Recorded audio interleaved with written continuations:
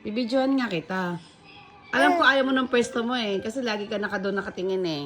Bibidyohan kita. Eh, paano ka magwala? Ay, kita siya sa video.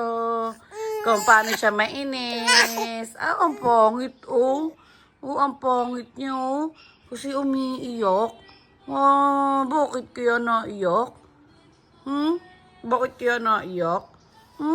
Bakit kaya naiyak ang baby girl ko na yan? Maganda yan eh. Bait-bait yan eh. Oh. Kasi hindi mo masubo yung kamay mo, nasasanay ka dun sa kabilang side. Kaya talagang hinarangan ko. Eh paano pag lagi ka nandoon na? Alisin ko na tong harang. Wala na yung harang. Oh, wala na. Wala na, inalis ko na.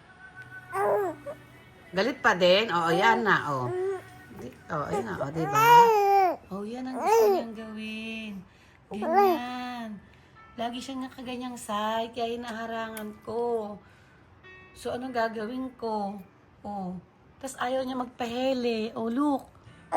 Oh, sumasagot pa yan. Ganyan gusto niyang pwesto. Tapos tingnan niyo kung ilang kamay ang nakasupsop.